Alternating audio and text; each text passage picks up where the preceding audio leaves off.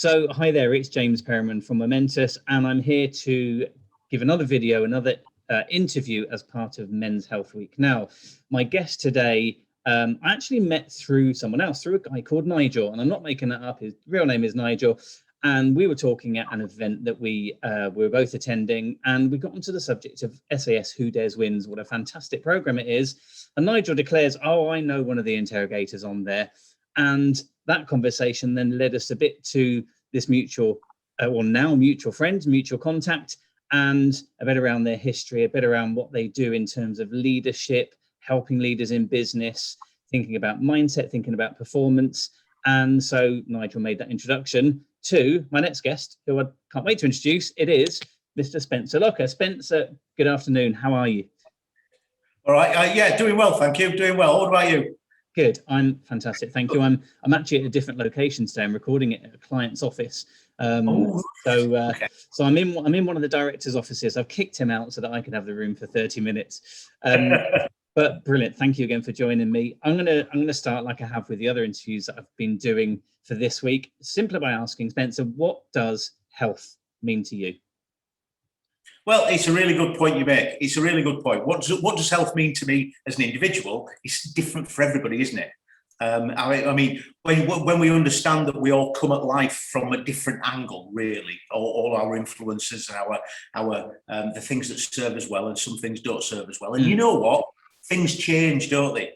I mean, myself, from a health perspective, I've had quite an interesting 12 to 18 months, and not because of the C word, COVID. Because of that, word. Yeah.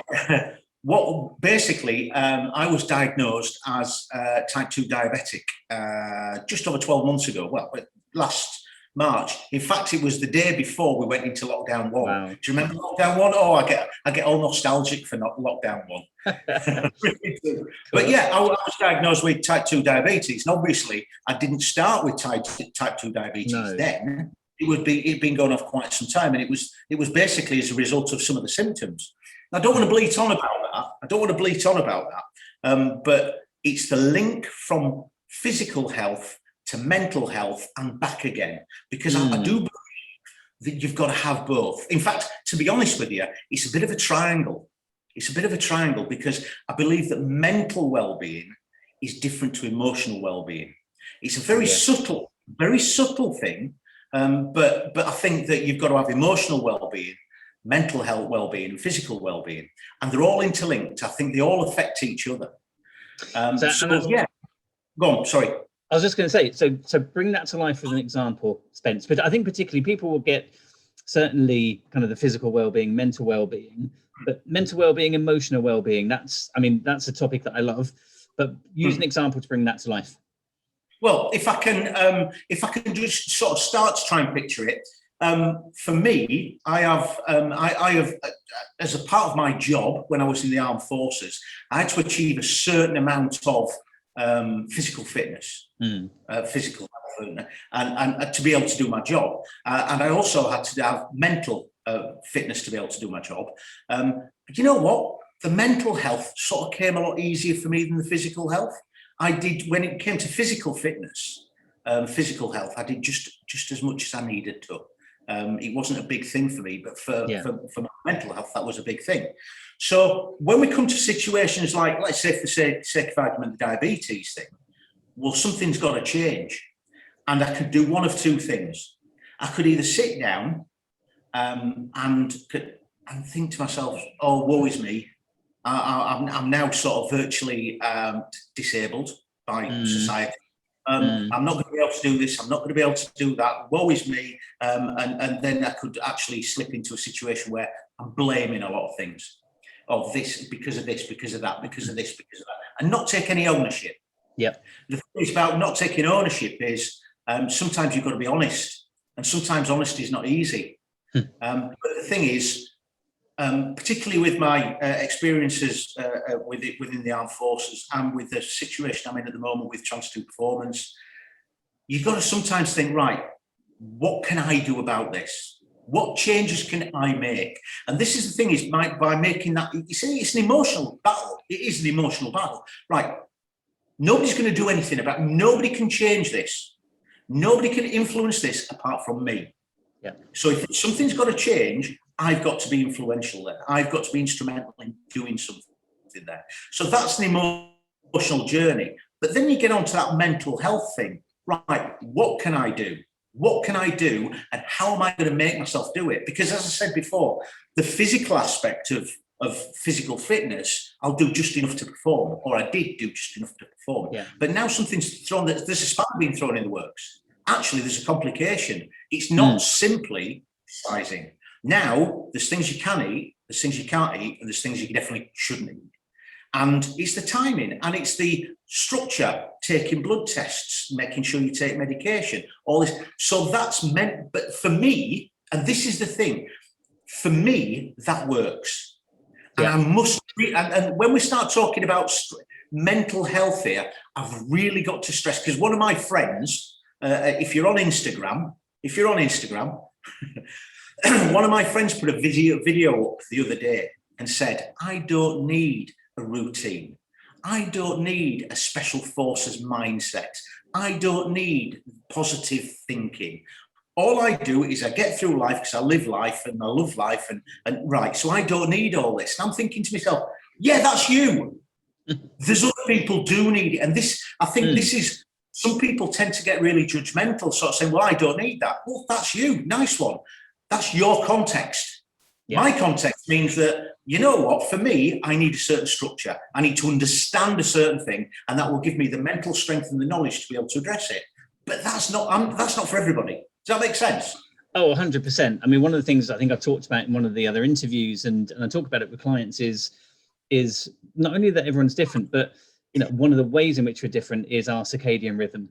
And getting that awareness of when we are at our most energetic, most creative, at that high, versus the complete opposite when we're just, our energy is through the floor, and that is not the time to be making the important decisions and producing the pitch for the biggest business you're about to win. You've got to know when you're good, which means, do you know what? Some people can be in the 5 a.m. club and on Clubhouse at 5 a.m. and hammering out all the emails at that time, and other people need to be fast asleep for another 3 hours.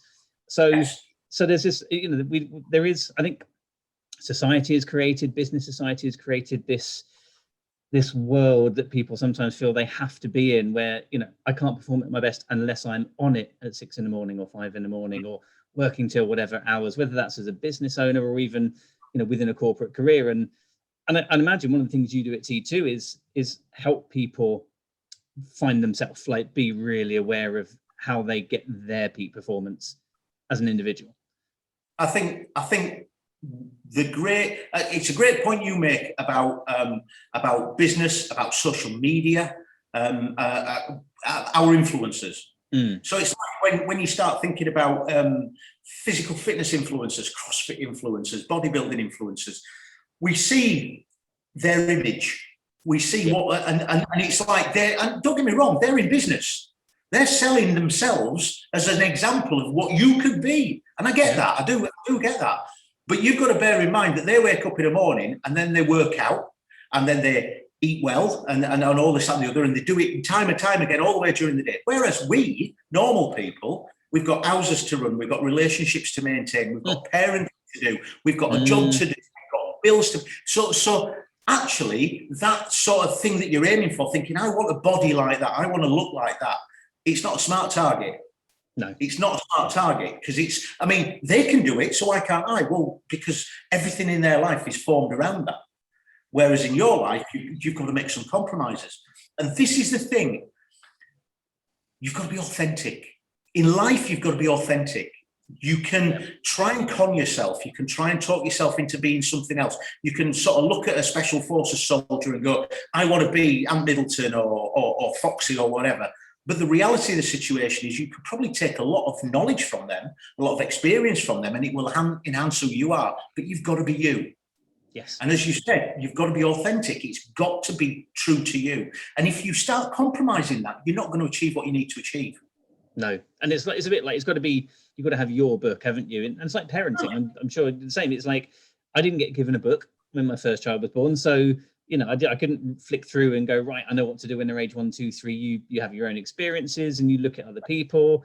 you experience other people, and it's still your book. And that's the same with life, isn't it? It's just, yes, I might want to spin all these plates of being fit and healthy, eating well, having a great career, being successful in business, seeing lots of my family, seeing lots of my friends.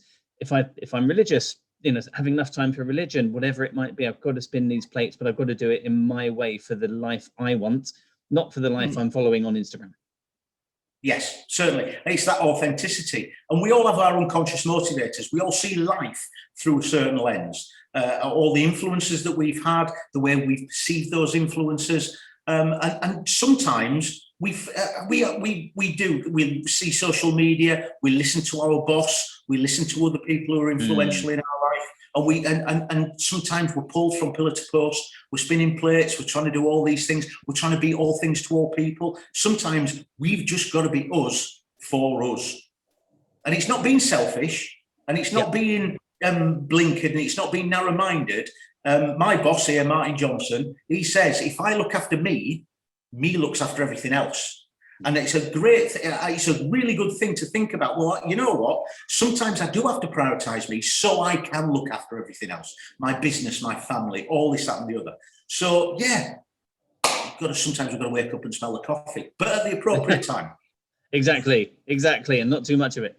So, I mean, we've obviously known each other for a few years, and we've talked a bit around kind of you and what you do at T2, but I think it'd be good also for everyone watching and listening, just to understand a bit more about what you do there, and I guess linking what you do around performance with health, and and taking that triangle into account of emotional well-being, mindset well-being, and physical well-being.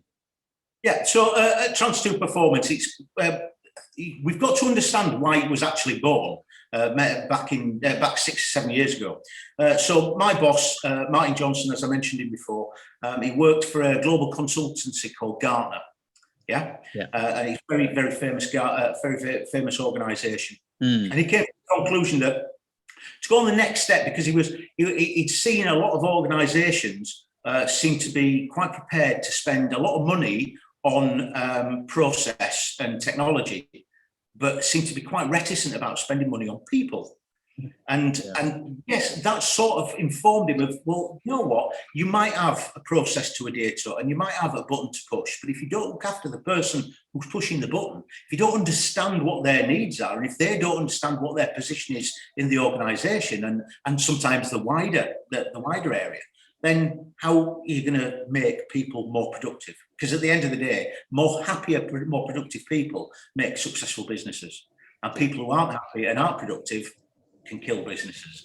And who influences that? Who influences that? The leaders and the managers, strategic thinkers. But it's not just them. It's everybody all the way down. It's the people who are on the ground, the people who are influencers who don't hold a position of leadership and management. How do they influence, and why do they influence the way they do? So when we engage an organisation, we talk to them about, we'd like to talk to them about what we think is valuable, but predominantly we listen to what they need, because they will have a pretty good idea about what's missing, or what they want to develop, or what they want to improve upon, or whatever. And you know what, it might be that they've got a clear idea about what they need, and we would align to that. But sometimes people don't, and they come to us because we're a consultancy and sort of say, right, this is what we want to achieve, this is the outcome we want to achieve. What do you think? And we work with all the levels of their within their organisation about the people, enhancing communication and understanding. And do you think, on the fact that you work with lots of different people, and I think when I've been in my corporate career and kind of working with people at board level, to working with people in the contact centres and the retail stores, operational areas, and everything in between, do you see some synergies in terms of that triangle, again, you referred to, the kind of those different values of our well-being? If I said, right, plot where you most typically see the board level members, or maybe the senior leaders into them on that triangle, versus the middle managers versus new managers, do you tend to see some trends? The trends we see is obviously everybody's different. There is different people in positions of power. They've got different needs, different wants. They've all got different strategies. But what we tend to see is for an organisation to benefit, they need to be open from the top down. So it's not a case, I mean, we have done it in the past, but it's not a case of our people need developing, go in and develop our people. Because as much as that will benefit those people, everybody else doesn't understand it. So what we want to do is we find the best results, we go in at the top. So this is the thing is, a lot of people think our people need developing, develop our people. Actually, our people need developing, develop us first, and then we can cast a cultural shadow. Because there's nothing more than talking about communication and emotional intelligence and listening with intent to understand rather than listening with intent to reply, and mindset and all this and the other to people in middle management. They turn around and go, you know what, our bosses really need to understand this. Yeah. There's nothing more gratifying than turning around and saying, we've already done it with them. We've already done it with them. We've worked with some fantastic organisations. At the moment, we've got, I mean, I don't want to sort of pick any organisations out above any others, because we've got loads. But right at the moment, I'm engaged with an organisation, a company called Belstaff. Are you familiar with Belstaff? I've heard of them, yeah. Actually, calling them clothing doesn't do them justice. No. But the thing is, they've got this absolutely fantastic plan. This really, really it's a really glorious, passionate plan that they're getting everybody about. They've engaged with us to actually come in, and we've been working with the strategic leadership team, the management team, and the teams themselves. And it's really well, I won't say it's transformed there. To be honest with you, the managing director said it's transformed theirs. But this is the thing.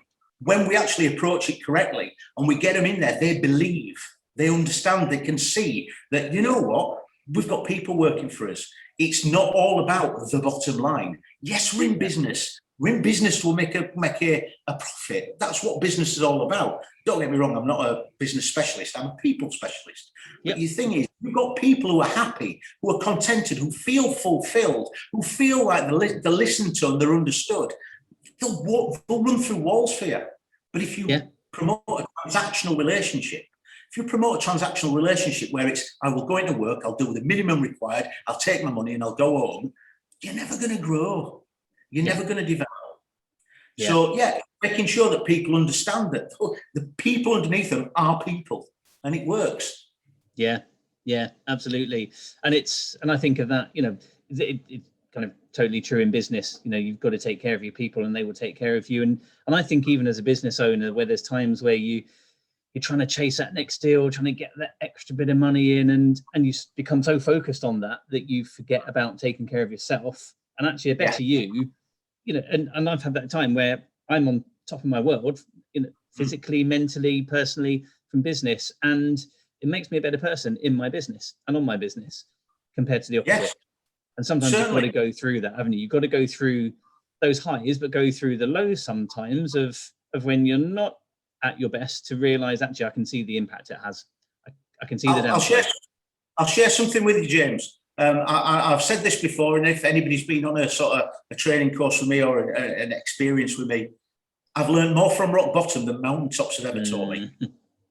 When we start talking about the way that we perceive things, the way that we, if I turn around to you and said, what is the thing in your life that you are the most proud of achieving? What is the one thing in your life that you're most proud of achieving? I'm sort of willing to bet, and I'm not a gambling guy, so no money's involved here, but I'm willing to bet that it was tough, it was challenging, and you probably failed a couple of times before you actually succeeded. Yeah, exactly.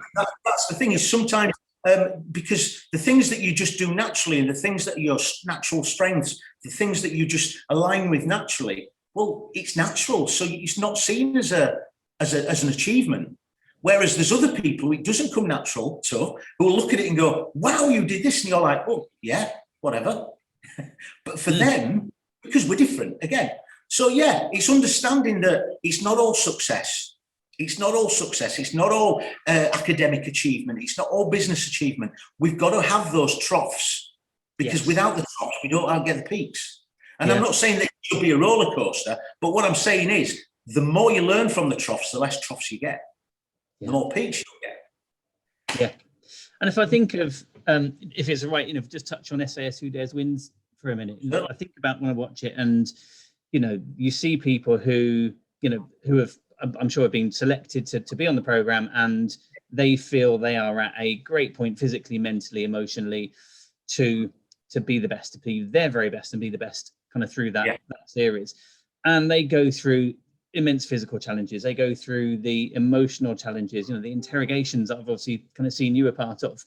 What do you think it takes, or what's that step people need to go through when they are physically done in? They literally just cannot go that extra centimetre. They have been interrogated to an inch of their life, and they get to that point where they kind of stick their hand up and say, I can't do this. Like, I need time out now. I'm done.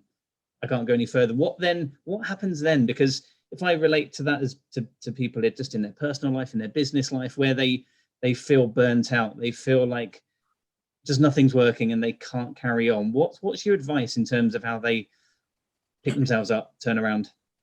Right. So we can come at this from a number of different directions, to be honest with you. So firstly, the strongest muscle in the body is also the weakest muscle in the body, and that's the brain. Okay. So there's nothing more strong, there's nothing as strong as a decided mind. Okay. However, remember we said earlier on about looking after us, about our own emotional, mental health and physical health as well.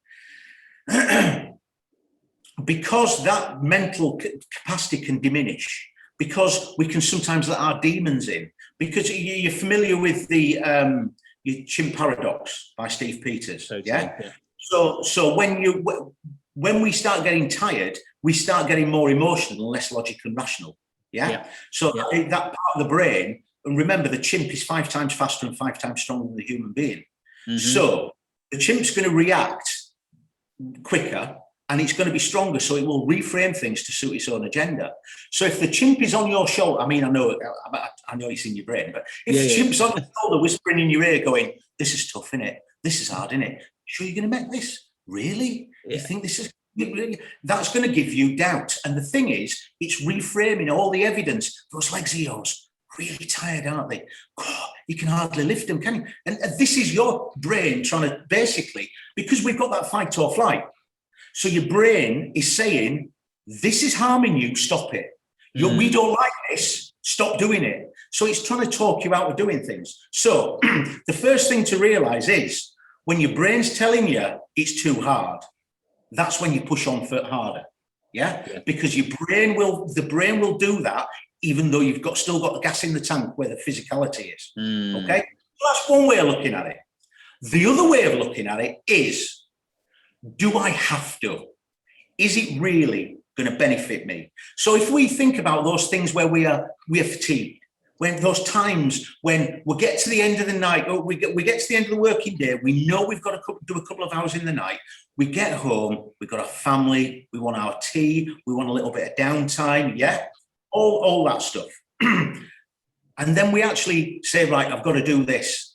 And you're looking at the screen and you're trying to will it to tell you what to do, be productive and all this, that and the other. You think to yourself, no, I've got to do this. But the rational thought is, actually, if I go to bed now and get up 2 hours early in the morning, I've been better prepared to do it. If I look after me looks at, and you'll get a better result, a more quality result. So it's having that rationale that there's no point in being a victim and pushing yourself through it, because even if you do achieve it, it's probably not going to be of a high standard, a high quality. You've probably heard of something called self-care. So this is one thing that we've been engaging with a hell of a lot of NHS trusts over the past 12 to 18 months. And one of the things we talk about is self-care. And I learned a lot about self-care from a matron on a COVID ward, because we were talking about self-care and we're saying, right, what you need to do, because we're on a bit of a cycle. We're on a bit of a cycle where everything we do in our lives, it's like duration, purpose, outcome. Whatever we do in our lives during the day, it's duration, purpose, outcome, pathway, outcome. So what do we need to do? How are we going to do it? What's our outcome? So we jump on that, and everything we do is linked. And sometimes, most of the time actually, they're interlinked. So when we're doing something, we're thinking about what we're going to be doing, and we're also thinking about what we've already done. Yeah? Yeah. Okay. So when we start talking about self-care, it's about being present. So it's breaking the duration path outcome circle. Duration path outcome, duration path outcome. What we need is a break between the two. Okay. So what we need is to actually put something in between, which could be, you know what, if it's, I'm bearing in mind, I was talking to this COVID matron, she was saying it's sometimes 15, 20 seconds, but she's told all her nurses to have songs on their phones. So between, when they get to that point between cases or between patients, I'm not a medical professional, but you know where I'm coming from. Yep. So when they get to that point, it's plug in, headphones on, 15 seconds. It might be 15 seconds, it might be a minute. You know what, if you've got the luxury of time, it might be 10 minutes. But it's something, a song or a book or a podcast or whatever your time span looks like. Listen to it. But the secret is you've got to be present. You've got to be fully present. You're not thinking about where you've just been, and you're not thinking about what you're going to do. So when you're talking about being productive, being mentally, physically, emotionally fatigued, sometimes you've got to have that break. Rather than thinking about what you want to do and what you've been doing, sometimes you've got to have that self-care break. And again, the time in itself isn't of importance. What is important is you have to be present for it to work. Yeah. Not thinking about that, not thinking about that, about this. And that will give you that little bit of extra bandwidth to go, I can go again. Does that make sense? It does. And it's interesting you say about music. I was talking with someone at the end of last week, and he was saying about the power of music on your mind. And he said he's been trying it because he read about it, and it's starting to work for him, where you can kind of train your brain to associate a song with how you need to be behaving. So he says he will have a song that if he's got to go into a mode of being productive or creative, for a couple of hours, he will have a song that he associates that. So when he's just ahead of that period of time he's blocked out, he'll listen to this song so that his brain will then say, right, I've got to go into a creative mode. And if it then needs to be into a different type of mode, analytical, whatever it might be, but a different approach mentally, he'll have a different song for it. So the brain then says, oh, it's whoever, it's Blur. Oh, it's Oasis, just two random examples. But it then says, this means I've got to go into being like this for a period of time. That's probably good to time with, as you were saying, those breaks where you stop, you be present and listen to that song, also married with the fact that that song would tune you in and get you ready for what's next. Very much so, very much so. I mean, there's going to be, everybody likes different sorts of music. That's the beauty of music. People say they don't like music, do like music, but it's different sort of things. Yeah. But yeah, I've got a friend of mine who is he's not a physical specimen. He's struggled with weight. He's struggled with weight loss. He's struggled with mainly he's struggled with the motivation. He knows that he's got to lose weight, but it's just getting him in the gym and just getting him to actually do something. And as I keep saying to him, I said, as long as you do something, it don't matter. You don't have to be pounding the pavements for hours and hours and hours. But just as you said that, he said he holds himself in a certain way. He's got a posture. He's got a round-shouldered posture. And he says, oh, I don't want to do this. But he listens to the Rocky theme. He says, that changes the way I stand. My shoulders go back. It gets me focused in, okay. And he's bouncing. He's like a boxer. I'm not a boxer, but he's and he's in the gym. He's got, when I say he's in the gym, he's got his own gym. As in, he's got a room in his house that he's got gym equipment in. It's always one of those things where he walks towards it and then he veers off to the fridge. Yep. It's like those times when you go you reach for an apple and you pick up a chocolate bar. It's weird how that happened. I don't know. But yeah, he's like walking towards the gym and he's like, whatever. And then he's off to the fridge and gets what he gets. But yeah, he says getting that Rocky theme and he just gets him bouncing and he's in there. And he's, you know what, he's getting where he needs to be. But this thing is, it's not easy for everybody. And those people out there who are saying, oh, it's such a challenge, I go, yeah, I get it, I do get that for some people it's easier, some people it's more of a challenge. But there's people out there who will support you, there's people out there who will encourage you, there's people who love you, who will give you the backing that you need. But there's only one person can do it. Yeah. And that's you. And when you sort of realize that, when that balances out in you, you know what, you'll run through walls. You really can. Yeah, I love that, Spence. I love that. So I was just thinking about kind of bringing this to a bit of close, thinking back to your kind of the triangle, the 3 points, and I guess as your advice, your 3 top tips for people who might be feeling or experiencing low mental well-being, low physical well-being, low emotional well-being. What would your 3 top tips to be to take away? 3 top tip, 2. I'll tell you what. I'll give you 1 top tip, and I'll show you something as well. One top tip: take ownership, but be authentic. Yeah. As I said before, only you can do it. Only you can make a difference. But the thing is, you've got to celebrate your successes as much as your losses, your failures. And remember, we learn more from I've learned more from rock bottom than mountaintops have ever taught me. I just want to bring when we start talking, because I was doing a bit of a presentation earlier on. We're talking about mental health. There we go. Okay, so we talk about challenge versus threat state. So we talk about this is something that when we tend to get our sort of mindsets, and we can either be looking at threat state, as in we're focused on what we don't want to do and what we want to avoid. So it's a bit of an avoidant mindset. So we talk about challenge state. So this is what do we want to do and how are we going to do it? Yeah, so it's a very positive mindset. It's a very positive thing. So sometimes we'll come to a situation where we can interpret it as a threat or a challenge. You know what? What do I want to do and how am I going to do it? Or what do I want to avoid and what don't I want to do? So to get a challenge set mindset, we use what's called the ABC technique. Acknowledge, breathe, and control. So acknowledge is taking ownership, basically. Look, this is a problem. I need to do something about it. You get what I'm saying? Yeah, straight away. Breathe.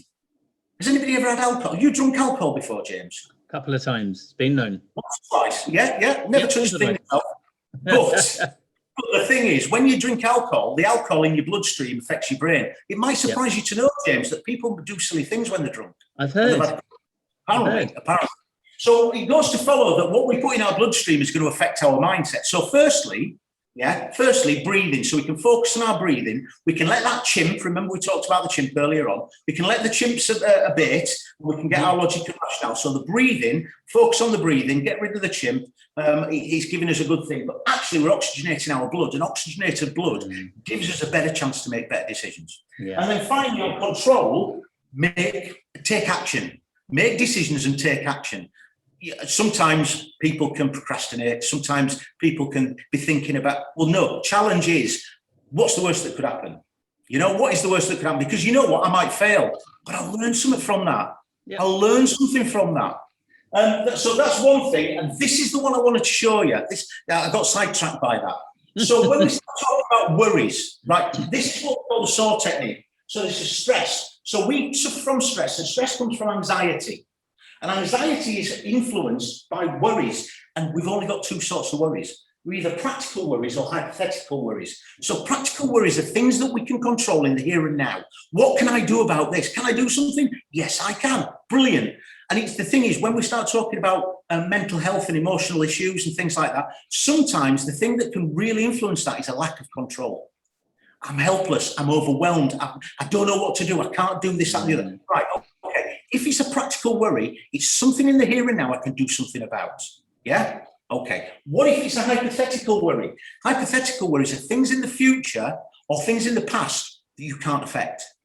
Okay? So we can see there that we've got control with practical worries, but no control of hypothetical worries. I've talked to people who've said, what if there's a zombie apocalypse? What if a meteorite hits the Earth? What should I do then? Now, you know what? Well, actually, if that did happen, there's very little you could do to influence it. However, there are things that you might be able to do at the time. It's got to be practical. You've got to be in control. Whereas if it's hypothetical, it's like wishing for a result you don't want. Yeah.